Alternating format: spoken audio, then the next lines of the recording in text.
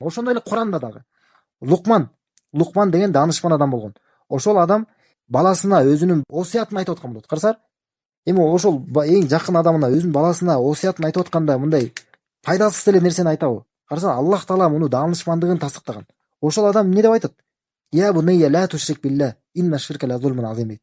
Балам, Аллахка ширк келтирбе дейт. Аллахка шерик кошпо. Акыйкатта ширк бул эң чоң зулумдук дейт. Бул баласын тарбиялап жатып ушуну айтып жатат. Эми бүгүнкү күнү ата-энелер качан угуп жүрөбүз балдарын айтып атканын? Балам, ширк кыла көрбө, Аллахка ширк кыла көрбө. Бул дүйнөдө акырет бактысыз болуп каласың деп айтканын качан угуп жүрөбүз да? Бирок баарыбыз биз мусулманбыз деп жүрөбүз. Бирок кайдан угуп жүрөбүз? Ата-энеге келип туруп баласына айтып аткандан. Балам, ширк кыла көрбө. Ширк бул нерсе, мындай нерсе, булардан алыс бол деп. Жана биз айттык, исламдагы эң алгачкы тыюу салуу бул ширктен сакталуу болот экен. Ошондой эле эң акыркы кайтара турган нерсе дагы ширк. Аллах Таала Куранда айтат: "Ам кунтум шухада айд хадара Яқуб ал-маут." Силер көрдүңөрбү, Яқуб алейхиссаламга өлүм келгенде силер ошону көрдүңөрбү дейт. Бакара сүрөсүндө Аллах Таала айтат: "Ид қала ли банихи ма та'будун мин ба'ди." Жана ал балдарына айтты. Яқуб алейхиссаламдын 12 баласы болгон. Алардын арасында Юсуф алейхиссалам жана 12 баласын элестеттиңерби? Яқуб алейхиссалам төшөктө жаткан болот. Өлүмдүн астында болгон болот. Ошол учурда акыркы осуятын айткан жаткан болот. Анан балдарын чогултуп, эң акыркы осуятын айткан. Эми суроо. Акыркы сөзүн айтып атат Аллахтын пайгамбары. Мындай маанилүү эмес жөнөкөй эле нерселерди айтабы? Жок, эң башка нерсени айтат. Эң башка нерсени айткан жатат. Эмне деп айтат? Ма та'будуна мин ба'ди дейт. Менден кийин кимге сыйынасыңар дейт. Яқуб алейхиссалам буга чейин өзүнүн балдарын Аллахка сыйынууга чакырган эмес беле? Буга чейин дагы чакырып жүргөн. Жана өлүмдүн аягында дагы төшөктө жатып дагы эмне деп атат? Менден кийин кимге сыйынып кетесиңер деп атат. Менден кийин кимге ибадат кылып кетесиңер дейт. Анткени Якуб алейхиссалам билген да, эгерде балдары Аллахка ширк келтирбей, жалгыз Аллахтын өзүнө ибадат кылып жашашкан болсо, анда эч кандай жамандык болбойт. Анда балдары менен баардык нерсе жакшы эле болот. Ошону билип, аларга эң башка нерсени ошол өлүмдүн алдында төшөктө жатып, эң башка нерсеге көңүл буруп, ошол нерсеге чакырып жатат. Убакыт дагы аягына келип калды. Азыр акыркы айтып кетчү аят. Калган нерселерди иншалла кийинки сабакта өтөлү. Азыр мына акыркы бул айтып кетүүчү нерсе биз айттык. Бул ширк эң чоң өкүнүчтүн себеби деп айттык. Бул дүйнө жана акыреттеги өкүнүчкө алып бара турчу. Адамдын эң чоң бактысыздыгына алып бара турган нерсе деп айттык, ширк. Эми буга далил кайсы?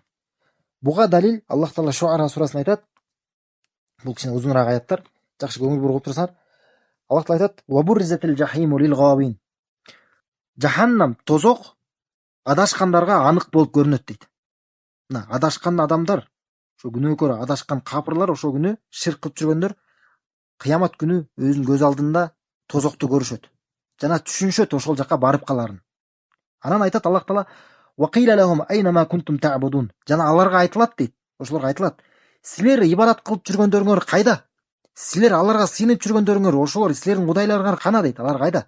Мин дунилла, Аллахтан башка аларга сыйынганыңар. Хал янсурунакум ау янтасирун. Алар силерге жардам берип жатабы? Же өздөрүнө да жардам берип атабы? Факубиту фиха вал габун дейт. Жана Аллах айтат: "Жана алар ошолор ыргытылышат ошол жака, тозокко. Алар жана адашкандар жана ошолордун кудайлары баарысы бирге чогултулуп, тозокко ыргытылат. Ва жунуду иблис ажмаун." Жана ошондой эле иблистин, шайтандын баардык аскери, баардык тозокко ыргытылат. Колу ва хум фиха яхтасимун. Жана алар ошонун баарысы тозокто алар бири-бири менен талашып, тартышып, анан бири-бирине айтышат. Ошондо айтышат: "Таллахи ин кунна лафи далалин мубин из нусаввикум лирабби раббил аламин." Аллахка касам, биз чыныгы анык адашууда болгонбуз. Качан биз аламдардын Роббисине силерди теңдеш кылып жүргөндө дейт. Ошол күнү кимдерге ибадат кылган болсо, аларга ибадат кылып жүргөндөр аларга кайрылып айтышат: "Мына Аллахка касам, биз чыныгы анык адашууда болгон экенбиз. Качан силерди аламдардын Роббисине теңдеш кылганыбызда" дейт. Ошол күнү мына өкүнүп, биз ошондо Аллахка ширк кылып, силерди ширк кылып жүргөн экенбиз. А силер бизге да пайда бере албай атасыздар, өзүңөргө да пайда бере албай атасыздар деп айтышат. Вама адалла иллал мужримун. Бизди күнөөкөр чоңдорубуз гана адаштырды. Фама лана мин шафиин. Бизде эч кандай шапаатчыларыбыз жок бул жакта дейт. Вала садиқин хамин. жана ошондой эле эч кандай бизге ол боорукер боло турган биздин эч кандай досубуз дагы жок. Эгерде бизде дагы мүмкүнчүлүк боло турган болсо, эгерде бизде мүмкүнчүлүк болсо, биз сөзсүз момундардан болот элек дейт. Инна фи залика лааята ва ма кана актарухум муъминин. Жана бул нерселерде чыныгы аяттар бар, далилдер бар. Бирок алардын көбүнчөсү момун болбойт дейт. Ва инна роббика лахуал азизул хаким. Азизур рахим. Жана чындыгында сенин Роббиң ал ал азиз жана ар рахим дейт. Ал кудуреттүү жана ал мээримдүү дейт.